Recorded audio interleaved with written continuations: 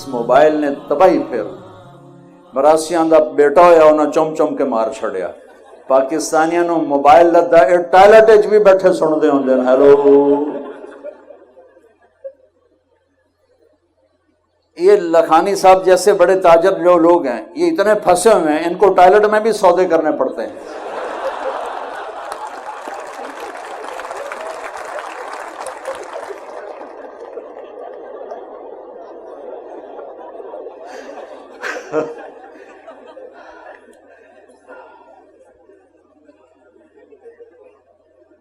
بھائی یہ ضرورت کی چیز ہے.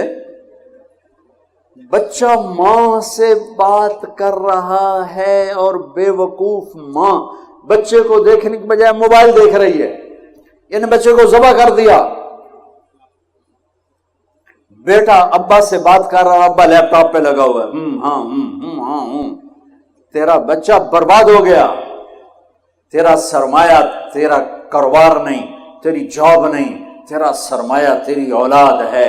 صرف 10 سال بچے کو دے دو, صرف 10 سال, ساری زندگی بچہ تمہارا ہوگا. اور وہی 10 سال ہمارے بچوں پہ ظلم ہے. 3 سال کے بچے کو اسکول بھیجنا, مجھے پتا ہے میری کوئی نہیں سنے گا, میری کوئی نہیں مانے گا. کچھ میری حمایت تو کر دیں گے ٹھیک کر رہا ہے, کچھ کہیں گے مولوی میں کھپتا پیا ہے. 3 سال کے بچے کو اسکول بھیجنا بچے پر ظلم عظیم ہے. میرا نبی کہتا ہے 7 سال تک نماز بھی نہ کہو, نماز جیسی چیز سے روکتا ہے. 7 سال نماز بھی نہیں کہنا. کیا کرنا ہے؟ گود دو, پیار دو, نصیحت بھی نہیں کرنی بلکہ بچے کے ساتھ بچہ بن جانا ہے. میرے نبی قاب قوسین او ادنا, اللہ اکبر. اور وہ حسن حسین کے لیے گھوڑا بنوے سے. کہاں گئے میرے بچے, کہاں ہیں؟ ان کاروباریوں کے پاس نہ بیوی کے لیے وقت ہے نہ بچوں کے لیے وقت ہے. یہ ہیں اور موبائل ہے. روٹی کھاتے ہوئے بھی کاروبار کر رہے ہوتے ہیں. لعنت ہے ایسے کاروبار پر.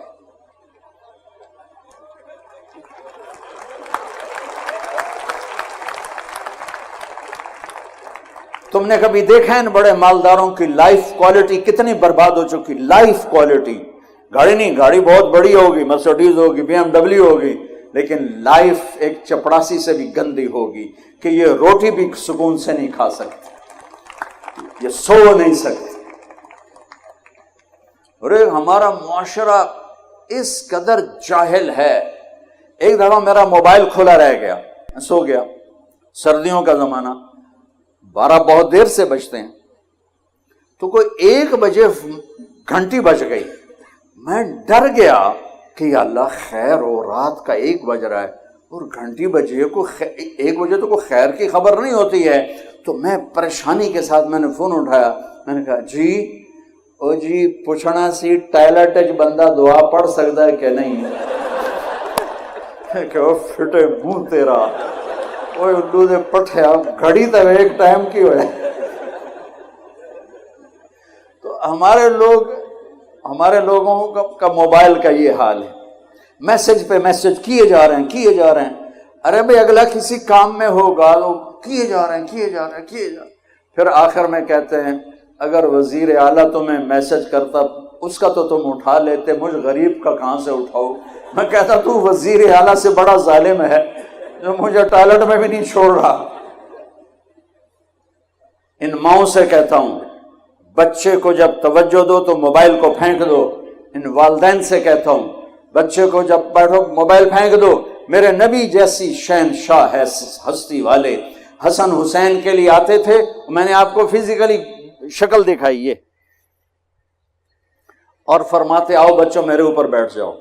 دونوں بچوں کو کمر پہ بٹھا کر پورے کمرے کا چکر لگاتے.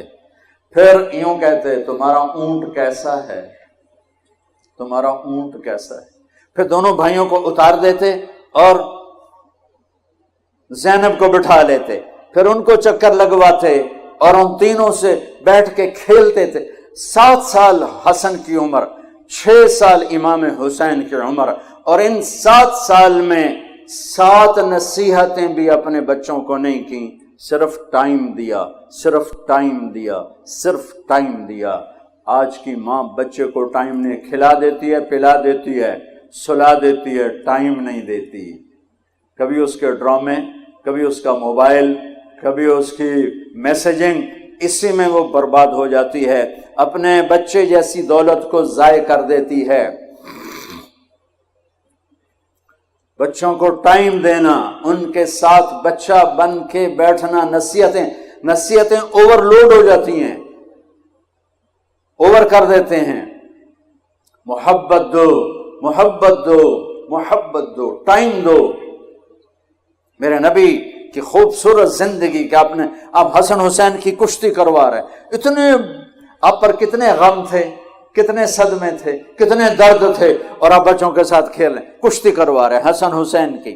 تو حسین ذرا کمزور ہو رہے تھے چونکہ حسن بڑے تھے اور حسین چھوٹے تھے، تو آپ حضرت حسین کو تھاپڑے مار رہے تھے ان کے، شاباش حسین، شاباش حسین، شاباش، اے ہے یا حسین۔ تو حضرت فاطمہ بھی بیٹھی دیکھ رہی تھیں، تو وہ کہنے لگے یا رسول اللہ آپ ساری شاباش حسین کو دے رہے ہیں، کوئی تھاپڑا حسن کو بھی مار دیں۔ وہ جو ماں تھی تو اس کو دوسرے کا، تو آپ نے کہا فاطمہ میرے پاس جبریل کھڑا ہوا ہے، وہ حسین کو تھاپڑے مار رہا ہے، میں بھی حسین کو ہی تھاپڑے مار رہا ہوں۔ کشتیاں ہو رہی ہیں، ٹائم دیا جا رہا ہے، کھیل رہے ہیں، تو پھر وہ جنت کے سردار بنے۔ والدین کے، میرے بچے جب چھوٹے تھے، یہ چھوٹے اسکول میں، تو میں ان کے پرنسپل سے ملا، تو وہ کہنے لگے میرے پاس یہاں فیصل آباد کے 2 بڑے ڈاکٹر ہیں، لیڈی ڈاکٹر اور ڈاکٹر، وہ میرے پاس آئے اور کہنے لگے کہ ہمارے بچوں نے 3 دن ہو گئے کھانا نہیں کھایا ہمارے گھر میں کھانے کا، اور ہم پوچھتے ہیں بتاتے نہیں، تو کائنڈلی آپ پوچھ کے بتا دیں، یہ بہت اہم بات بتا رہا ہوں۔ کہ میں نے بچوں کو بلایا کہ بیٹا یہ آپ کی امی، آپ کے ابو، آپ کھانا کیوں نہیں کھا رہے؟ کہا جی ان کے سامنے نہیں بتائیں گے، الگ بتائیں گے۔ تو ان دونوں کو باہر بٹھا دیا، تو کہنے لگے اب بتاؤ۔ کہ سر صبح جب ہم ناشتہ کرتے ہیں تو امی ابو سو رہے ہوتے ہیں، ہم ان کو دیکھتے نہیں ہیں۔ دوپہر کو جب ہم واپس آتے ہیں تو امی ابو ہاسپٹل میں ہوتے ہیں، ہم ان کو دیکھ نہیں پاتے۔ شام کو جب ہم کھانے پر بیٹھتے ہیں تو امی ابو کلینک پر ہوتے ہیں، یہ ہمیں نظر نہیں آتے، یہ ہمیں اتوار کو نظر آتے ہیں، باقی پورا ہفتہ ہمیں نظر نہیں آتے۔ تو ہم نے کہا جو ماں باپ ہمیں ٹائم نہیں دے سکتا، ہم نے ان کی روٹی بھی نہیں کھانی۔ اپنی اولاد کو قیمت دو، اپنی میرے نبی نے اتنے بڑے عہدے پر بیٹھ کر بچوں کو ٹائم دیا۔ 10 سال تک بچے کو اپنا بنا لو، ساری زندگی تمہارا ہوگا۔ 3 سال کے بچے کو اسکول بھیجنا، وہ روتا ہوا جاتا ہے، وہ روتا ہوا آتا ہے۔ ہمارے اب تو میں نے ایک اشتہار پڑھا کہ ہم 18 مہینے ایک بچہ بھی لے لیں گے، ادھر پوتڑے بھی دوں گے، ادھر بس صرف تو سانو پیسے دے دو، باقی سارا کام ہنسی کریں۔ یہ اسکول نہیں ہے، میں دکھ سے کہتا ہوں، یہ کاروباری سینٹر ہیں، یہ ہمارے بچوں کے ذریعے سے پیسہ بنا رہے ہیں۔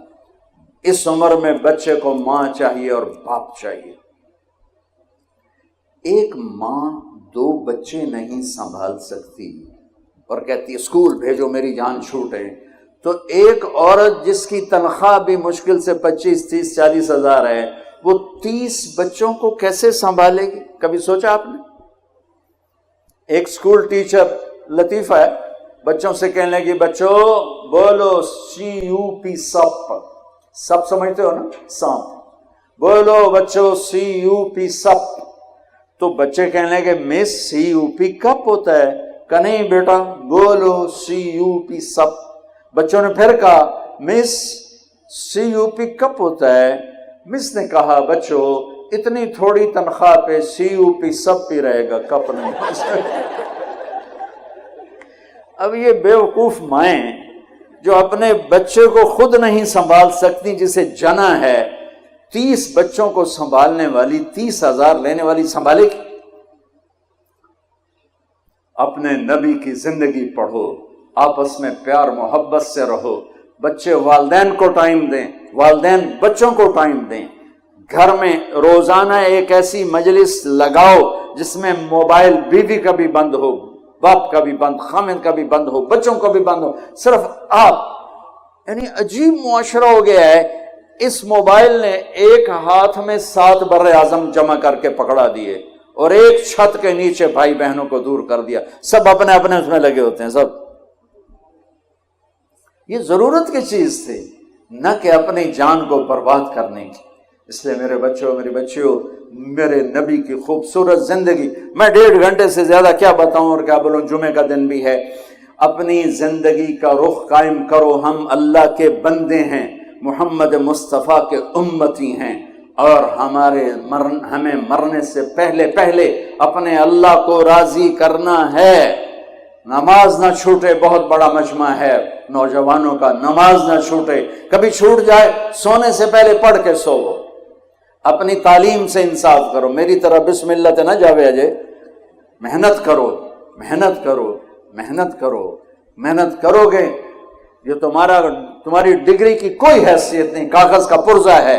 اپنے اندر کچھ ہنر پیدا کرو گے تو اللہ تعالیٰ تمہیں عزت پر بٹھائے گا. ہنر کی آج بھی قیمت ہے. خالی ڈگری ہے، تمہیں آتا جاتا ہے کچھ نہیں، تو لوگ تمہیں جاب کیوں دیں گے؟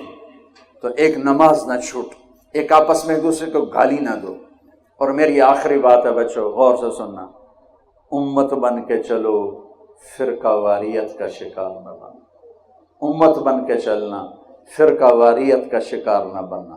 امت بن کے چلنا، فرقہ واریت کا شکار نہ بننا.